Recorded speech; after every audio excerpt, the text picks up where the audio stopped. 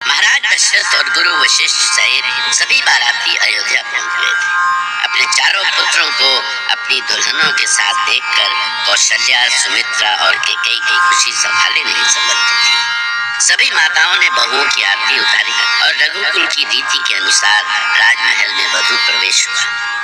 अपने राजकुमारों की जोड़ियां देखकर सारी अयोध्या को जैसे खुशियों के पंख लग गए। महाराज दशरथ तो बच्चों जैसे चहक रहे थे। उन्होंने खुशी में भरकर महामंत्री सुमंत को बुलवाया। मंत्री सुमंत, आज की प्रसन्नता मुझे उस दिन की याद दिलाती है जिस दिन मेरे चारों पुत्र राम, लक्ष्मण, भरत और शत्रुघ्न का जन्म हुआ था। मैं उस दिन को भला कैसे भूल सकता हूँ महाराज। वर्षों के बाद अयोध्या में इतना बड़ा उत्सव हुआ था और आज भी वैसा ही दिन है। पूरी अयोध्या उल्लास से भर गई है। लोगों की खुशियाँ थामे नहीं थमती। प्रजा के लिए राजकोष खोल दिया जाए। पूरे 7 दिन तक अयोध्या में उत्सव मनाया जाए। अवश्य महाराज, प्रजा तो इसी घड़ी की प्रतीक्षा कर रही है। वो इस उत्सव को अपने जीवन का सबसे बड़ा उत्सव बना देना चाहती है। आपकी आज्ञा का पालन होगा।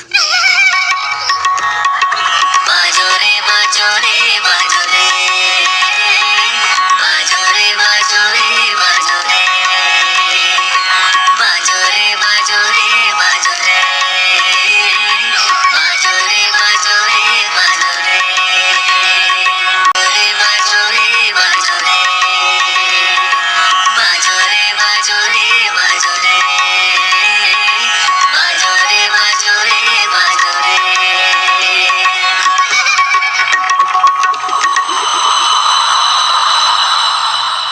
नारायण नारायण, देख रहे हैं महादेव, आज अयोध्या में लोग कैसे प्रसन्न हैं। हाँ देवर्षि नारद, ये दृश्य केवल मैं ही नहीं, पूरा देवलोक देख रहा है। महाराज दशरथ की इस प्रसन्नता में सभी भागीदार होना चाहते हैं।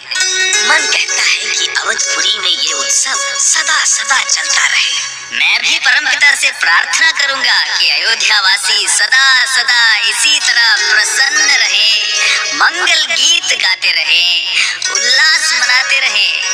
नारायण नारायण। अयोध्या में कई दिनों तक उत्सव चलता रहा। ऐसा लग रहा था कि जैसे कि साक्षात स्वर्ग पृथ्वी पर उतर आया।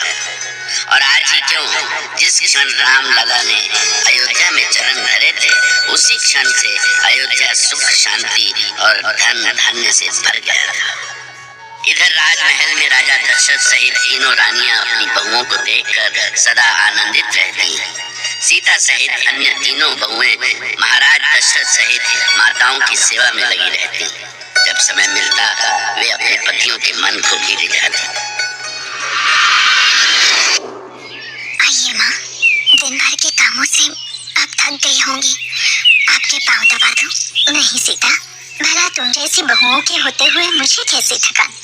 तुम अपने कक्ष में जाओ, राम तुम्हारी राह देख रहे होंगे। आपके होने से ही तो हमें राम मिले हैं माँ, इसलिए सबसे पहले आपकी सेवा ही हमारा कर्तव्य है। हमसे अपनी सेवा का ये अधिकार ना छीनिए।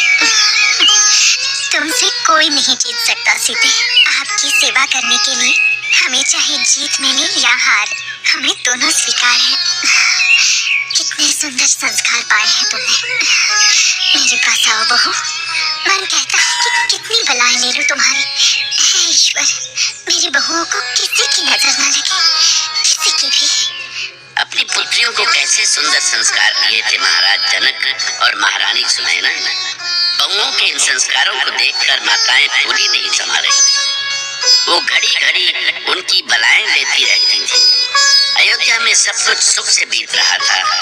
तभी एक दिन एक सैनिक ने भरत के मामा के आने का समाचार महाराज दशरथ को सुनाया।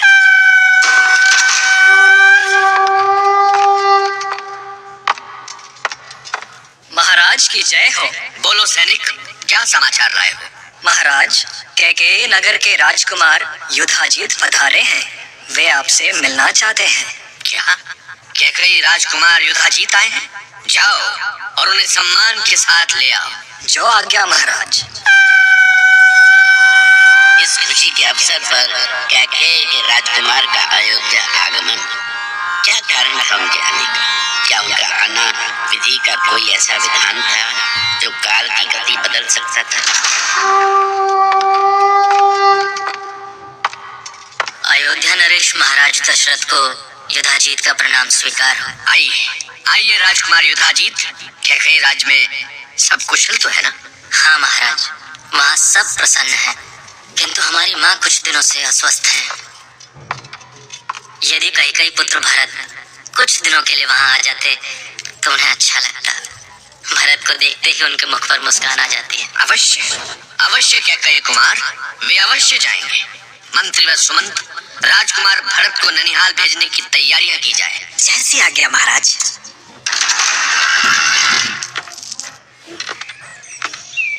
महारानी कैकेयी को महामंत्री सुमंत का प्रणाम स्वीकार हो। आइए मंत्रीवर, क्या समाचार लाए हैं? प्रसन्न हो जाइए महारानी, मैं समाचार ही नहीं, साक्षात आपके भाई कैकेयी कुमार युद्धजीत को लेकर आया हूँ। भैया? क्या क्या भैया आए हैं? भैया? हाँ कैकई, कैसी हो बहन? कितने दिन हो गए तुम्हें देखे हुए। मैं ठीक हूँ भैया। ननिहाल में सब प्रसन्न तो है ना? सब प्रसन्न है, और वहाँ की प्रसन्नता को ही बढ़ाने के लिए माँ ने राजकुमार भरत को बुलवाया है। किंतु भरत है कहाँ? अभी तक कहीं दिखे नहीं। अभी बुलवाती हूँ। भरत और शत्रुघ्न का सारा समय तो राम और लक्ष्मण के साथ ही बीतता है। चारों भाई एक दूसरे को कभी छोड़ते ही नहीं। भाइयों में इतना प्रेम तो मैंने कभी देखा ही नहीं। तुम सौभाग्यवती हो बहन, भगवान करे कि उनका ये प्रेम सदा सदा के लिए बना रहे। प्रणाम माँ, आपने मुझे बुलवाया? हाँ पुत्र, देखो तुम्हारे मामा युधाजीत तुम्हें लेने के लिए आए हैं। प्रणाम मामा जी, आप कैसे हैं? और नाना नानी? सब कुशल है भरत, और हर पल तुम्हें याद करते हैं। अब उनके पास चलने की तैयारी करो। हाँ, पर क्या मुझे वहाँ अकेले ही जाना होगा माँ? हाँ पुत्र। नहीं माँ, तो मैं कैकेयी नहीं जाऊंगा। पुत्र, ये तुम क्या कह रहे हो? मैं ठीक कह रहा हूँ माँ, अब हम चारों भाई जहाँ भी जाएंगे साथ ही जाएंगे। भरत, अब तुम सब भाई बड़े हो गए हो, और फिर राम तो अयोध्या छोड़कर कहीं जा भी नहीं सकते। क्यों माँ? वो कहीं क्यों नहीं जा सकते? क्योंकि राम को महाराज से राजकाज के बारे में बहुत कुछ सीखना है, और वो अयोध्या में ही संभव है। इसीलिए भैया राम का मोह त्याग कर शीघ्र कैकेयी के लिए प्रस्थान करो। चलो। ये क्या कह रहे हो भरत? तुम्हारे नानी का स्वास्थ्य ठीक नहीं है, उन्हें तुम्हारी आवश्यकता है। ऐसे समय में भी तुम उनके पास नहीं गए तो कितना दुख होगा उन्हें। और आपको छोड़कर जाऊंगा तो मुझे दुख नहीं होगा। आप जानते हैं ना कि आपके साथ ही मेरा सुख है। अपने सुख के लिए उनके कष्ट को मत भूलो भरत। जाओ, वो तुम्हारी प्रतीक्षा कर रही है। ठीक है भैया, यदि आप कहते हैं तो मुझे जाना ही होगा। पर पता नहीं क्यों मुझे अंदर से भय सा लग रहा है। लग रहा है जैसे मैं किसी को हमेशा के लिए छोड़कर जा रहा हूँ। चिंता मत करो भरत, मैं चोरी चोरी तुम्हें छोड़कर कहीं नहीं जाऊंगा। अब जाओ, देखो बाहर रथ तुम्हारी प्रतीक्षा कर रहा है।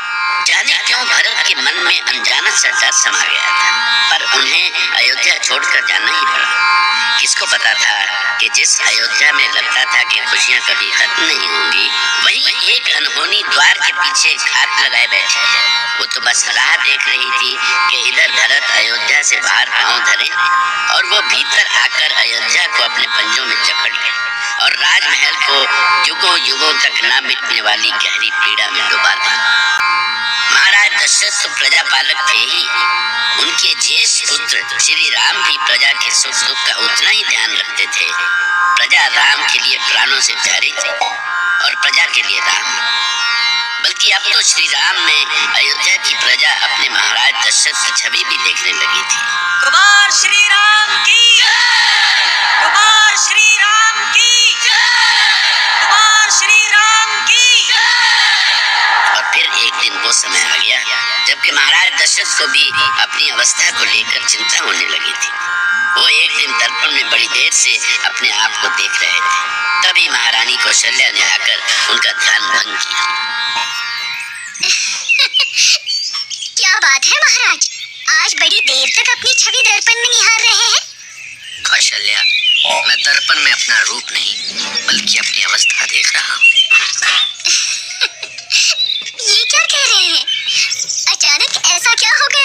अवस्था को। वृद्ध हो गया हूँ कौशल्या। बुढ़ापा दबे पांव मेरे जीवन में प्रवेश कर रहा है। कैसे बात करते हैं महाराज, मुझे तो ऐसा कहीं से भी नहीं लगता। बुढ़ापे में इतना साहस कहाँ कि वो चक्रवर्ती सम्राट अयोध्यापति को छू भी सके। कौशल्या, तुम मेरी पत्नी हो और एक पत्नी कभी नहीं चाहती कि उसका पति कभी बूढ़ा हो। पर सच तो ये है कि हमें बुढ़ापे का स्वागत करना ही पड़ेगा। उसे हम चाहते हुए भी नकार नहीं सकते। बड़ी रहस्य की बातें कर रहे हैं आज। क्या हो गया है आपको? मैं समझ नहीं पा रही हूँ कि आप क्या कहना चाहते हैं। मेरे वानप्रस्थ का समय आ गया है कौशल्या, किंतु वानप्रस्थ में जाने से पहले मैं अयोध्या का सिंहासन अपने राम को देकर आश्वस्त हो जाना चाहता हूँ। महाराज, आपने ये क्या किया? आपने राम को सिंहासन देने का निर्णय ले भी लिया बिना किसी से परामर्श किए।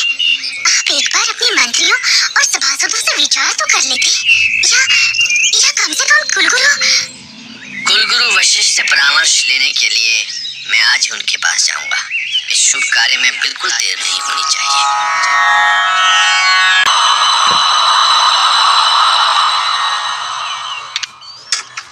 प्रणाम गुरुदेव। आज मुझे अयोध्या के भविष्य के लिए आपके पास आना पड़ा है। आपका तो यहाँ सदा ही स्वागत है महाराज, पर आपके होते हुए अयोध्या को भविष्य की चिंता। सब आपका आशीर्वाद है गुरुदेव। पर सच तो ये है कि बढ़ती उम्र के साथ अयोध्या के भविष्य को लेकर मेरी चिंता बढ़ती जा रही है। ओह, समझा महाराज। कहीं आप अयोध्या के उत्तराधिकारी को लेकर तो चिंतित नहीं है? कहिए, क्या मैंने ठीक नहीं कहा? आप तो त्रिकालदर्शी हैं, आपसे क्या छिपा है। राम अब बड़े हो गए हैं, अब उनका विवाह भी हो गया है। अयोध्या की प्रजा को वो मुझसे भी अधिक प्रेम करते हैं।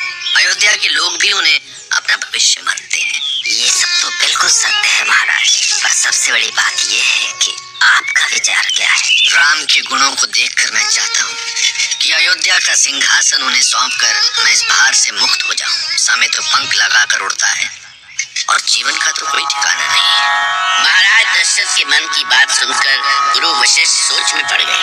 तो क्या वो घड़ी आ गई है जिसके लिए राम का धरती पर अवतरण हुआ? और क्या अयोध्या उस घड़ी का सामना करने के लिए तैयार है? वो जानते थे कि जो कुछ होना है वो तो होकर ही रहेगा, उसे टाला नहीं जा सकता। पर प्रश्न है कि हम उसे किस तरह लेते हैं। क्या सोचने लगे गुरुदेव? क्या मेरा ऐसा सोचना उचित नहीं है? हाँ, उचित है, बिल्कुल उचित है, 100% उचित है महाराज। राम सर्वगुण संपन्न है। मैं जानता हूँ वो आप ही की तरह कुशल प्रजापालक सिद्ध होंगे। अयोध्या की प्रजा भी उन्हें अपने प्राणों से अधिक चाहती है, इसलिए अब इस शुभ कार्य में देर न करें।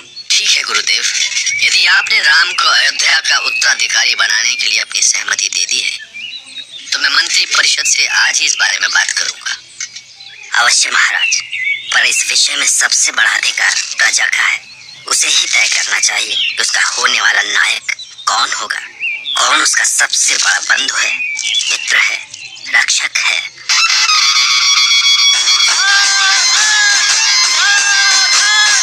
सूर्य कुलभूषण रघुवंश मणि अयोध्या नरेश महाराज दशरथ महल में पधार रहे हैं।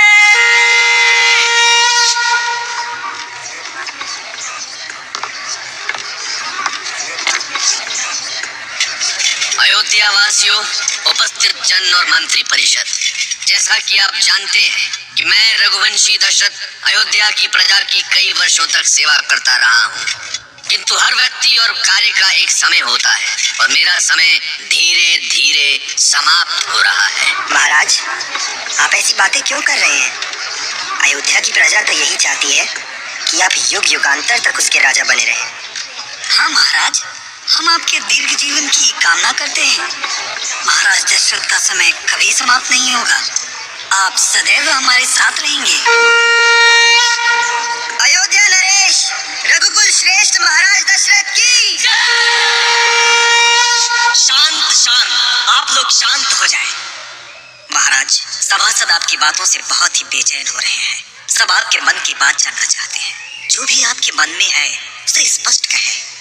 हम आप सभी के प्रेम से अभिभूत हैं, पर हम जो कुछ भी कहने जा रहे हैं उसका अर्थ ये नहीं कि मैं अस्वस्थ हूँ या कोई और संकट है। मैं जो कुछ भी कहने जा रहा हूँ उसका संबंध रघुवंश के उत्तराधिकारी से है। उत्तराधिकारी कौन होगा? अयोध्या का अगला राजा कौन संभालेगा? कौन होगा अयोध्या का बनेगा उत्तराधिकारी? कौन होगा उत्तराधिकारी? सिंहासन? महाराज, ये रहस्य अब और ना बढ़ाइए। सब जानना चाहते हैं कि आपका उत्तराधिकारी कौन होगा। आपके बाद कौन बैठेगा इस सिंहासन पर? किसे आप इसके योग्य मानते हैं? मैं आप लोगों से ही जानना चाहता हूँ कि यदि आप सबको इसका अधिकार दिया जाए तो आप अयोध्या का उत्तराधिकारी किसे चुनेंगे? बताइए, कौन इतना योग्य और सक्षम है जिसे आप रघुवंश का उत्तराधिकारी चुनेंगे? ऐसे क्षण में प्रजा के मन में भला राम के अलावा और कौन सा नाम आ सकता है? राम में तो उनके प्राण बसते थे। राम का मुख देखे बिना अयोध्या में सूरज नहीं उगता था। उन्हें प्रजा ने अपने हाथों में खिलाया और आज वही प्रजा उन्हें सर माथे बिठाना चाहती थी। और ये जानकर सबसे बड़ी खुशी महाराज दशरथ को मिली। वो अपने ही विचार प्रजा के मुख से सुनकर आनंद से भर गए। इसका अर्थ ये है कि आप सभी राम को युवराज पद देने का समर्थन करते हैं। तो ठीक है, तो मैं इक्ष्वाकु वंशज रघुकुल नायक का पुत्र दशरथ अपने प्रिय कौशल्यानंदन राम को अयोध्या का युवराज घोषित करता हूँ। महाराज दशरथ की, महाराज दशरथ की, युवराज राम की, युवराज राम की। हर ओर राम की जय जयकार हो रही थी। महाराज दशरथ अपने इस निर्णय पर जितना गर्व करते उतना कम था। पर राम को अपना उत्तराधिकारी घोषित करना दशरथ ने जितना आसान समझा था उतना था नहीं। क्या राम युवराज पद स्वीकार कर लेंगे? जिस राम ने गुरु और पिता से त्याग की शिक्षा पाई हो, जिन्होंने त्याग को ही अपना सबसे बड़ा धर्म माना हो, वो पुरुषोत्तम राम अपने 3 भाइयों के रहते स्वयं अयोध्या के सिंहासन को कैसे स्वीकार कर सकते थे?